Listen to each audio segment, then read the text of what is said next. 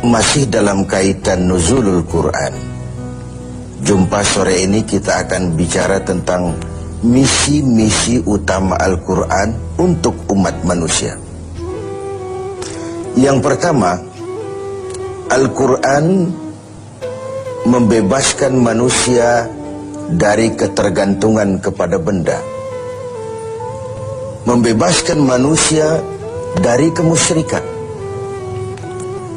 13 tahun misi Rasul sepanjang periode Mekah adalah upaya membebaskan manusia dari ketergantungan kepada benda, dari materialistik, dan dari kemusyrikan. 13 tahun selama di Mekah hanya menanamkan akidah, membina iman, meluruskan keyakinan, membentuk tauhid.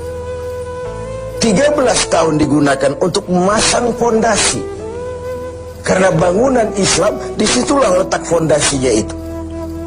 Kita semua tahu, kalau kokoh fondasi, kuat bangunan. Kalau rapuh fondasi, runtuh bangunan.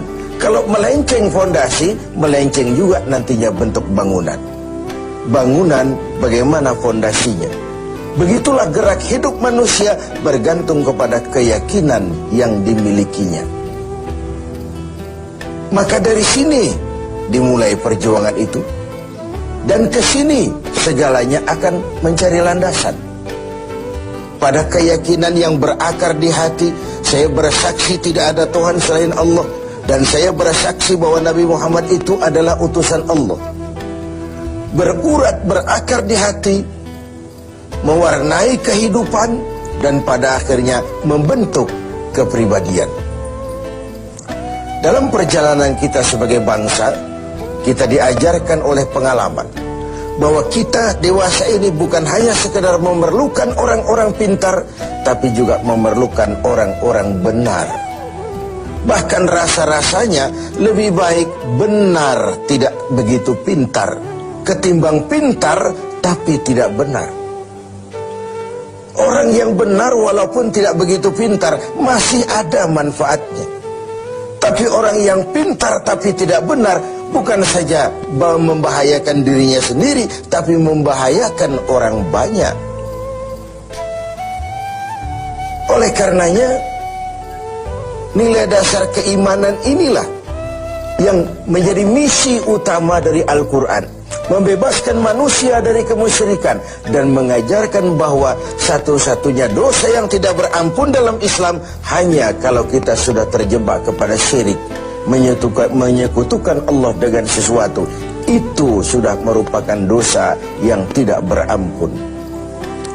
Misi kedua dari Al-Quran adalah membebaskan manusia dari ras diskriminasi, mengikat manusia dengan jalinan persaudaraan yang berdasarkan akidah, bahwa dari manapun orang datang, apapun warna kulitnya, dari suku apapun ia dilahirkan, kalau akidahnya sama, itulah saudara kita.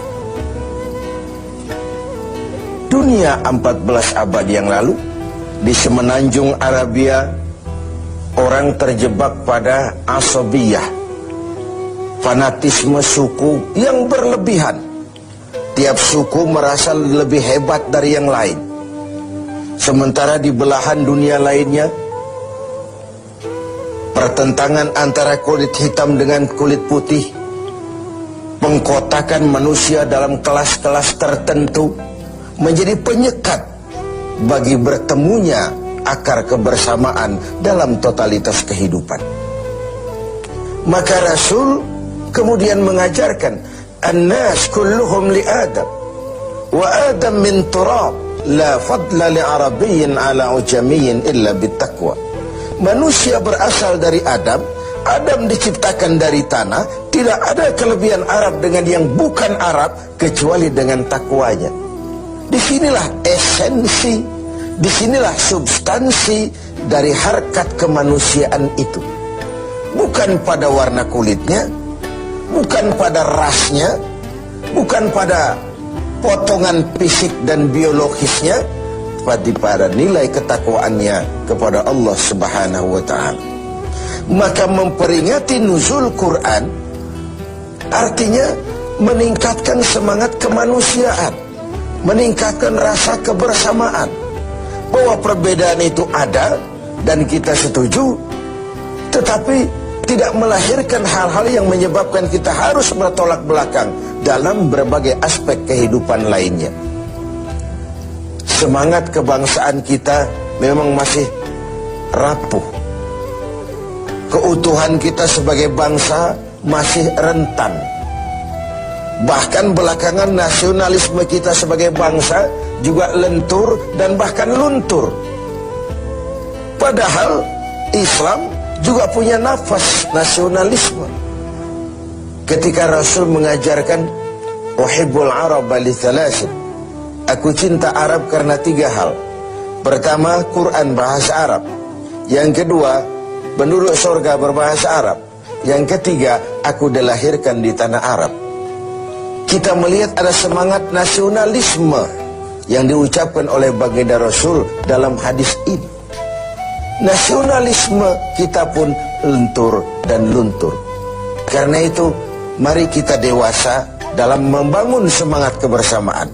Beda itu boleh, marah itu jangan. Quran mengingatkan wala tafarraqu, bukan wala takhtalifu. Wala tafarraqu, jangan kamu berpecah belah, bukan jangan kamu berbeda pendapat, bukan. Berbeda pendapat boleh saja, tetapi yang tidak boleh kalau perbedaan itu menyebabkan kita lalu berpecah belah. Yang ketiga, pemirsa, misi utama Quran adalah membebaskan manusia dari belenggu kebodohan. Ayat yang pertama turun sudah berkata Iqra, baca. Seakan dia mau berpesan, hai umat Islam, kamu jangan jadi bodoh. Kebodohan menimbulkan kemiskinan, kemiskinan mendekatkan kepada kekufuran.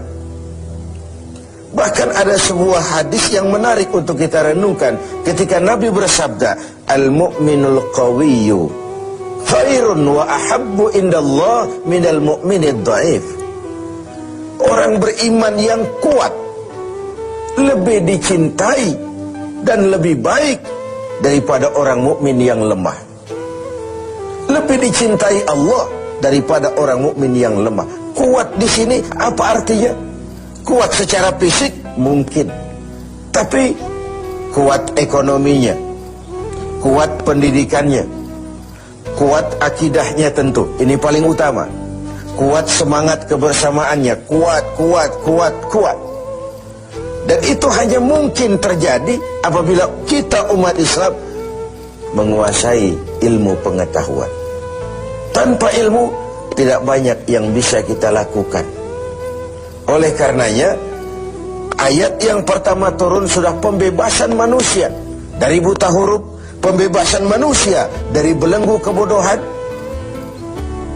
Ketika persaingan semakin tajam, maka dituntutlah tenaga-tenaga profesional yang berlandaskan kepada ilmu pengetahuan untuk tampil bertahan di tengah persaingan yang sangat ketat dan tajam seperti yang kita alami sekarang ini.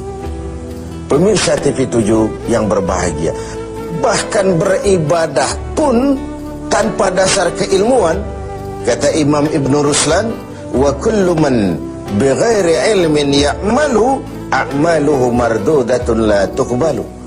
Bahkan orang yang beramal tidak dengan dasar ilmunya, besar kemungkinan amalnya itu tertolak, tidak diterima oleh Allah Subhanahu wa ta'ala. Bahkan ada athar yang menyatakan setan lebih takut kepada orang alim yang sedang tidur daripada orang abid, daripada ahli ibadah daripada orang bodoh yang sedang ibadah. Iblis lebih takut kepada orang alim yang sedang tidur ketimbang orang yang bodoh yang sedang ibadah. Sebab apa? Tidurnya orang alim bisa bernilai ibadah, tapi ibadahnya orang bodoh bisa nol hasilnya. Lagi-lagi ini karena latar belakang ilmu pengetahuan. Jadi wajar kalau Imam Ali ketika ditawarkan, kau kalau disuruh pilih harta atau ilmu, pastilah ilmu. Kenapa? 3 alasan. Pertama, dengan ilmu kita bisa cari harta. Belum tentu dengan harta kita bisa cari ilmu. Yang kedua, ilmu kalau kau berikan kepada orang, kau sendiri makin mantap. Lain dengan harta, makin kau berikan kepada orang, makin berkurang dia. Lalu yang ketiga, harta kau yang jaga, tapi ilmu dia menjagamu. Makin banyak harta, makin bingung menjaganya. Tapi makin banyak ilmu, makin terjaga kepribadian. Al-ilmu khairun minal mal, kata Imam Ali. Ilmu lebih utama daripada harta, karena 3 faktor itu tadi. Misi yang keempat dari Al-Quran adalah membebaskan manusia dari gaya hidup sekuler. Quran menjelaskan, awas, ada hidup sesudah mati, ada akhirat sesudah dunia. Dan tidak satu perbuatan pun yang akan terlepas dari pengadilan dunia, pengadilan akhirat. Tidak satu perbuatan dunia pun yang tidak berakibat akhirat. Inilah yang menyebabkan lalu ada filter dalam meraih tujuan yang bersifat duniawi. Ini yang menyebabkan kita tidak terjebak menghalalkan segala cara untuk mencapai sebuah tujuan. Ada hidup sesudah mati, ada akhirat sesudah dunia. Kita akan bergumul dalam semangat hedonisme, sekularistik, materialistis, tanpa adanya keyakinan akhirat. Dan itu hanya menyeret kita dalam sebuah kehidupan yang penuh fata morgana. Yang kelima, misi Islam dan misi Al-Quran membebaskan manusia dari perbudakan, mengangkat harkat, derajat, dan martabat kaum wanita. Perempuan yang sebelum Quran turun hanya berputar di seputar dapur, sumur, dan kasur, diangkat derajat dan martabatnya ketika Nabi bersabda, perempuan adalah tiang negara. Kalau baik dia, baik negara. Kalau rusak dia, hancur juga negara.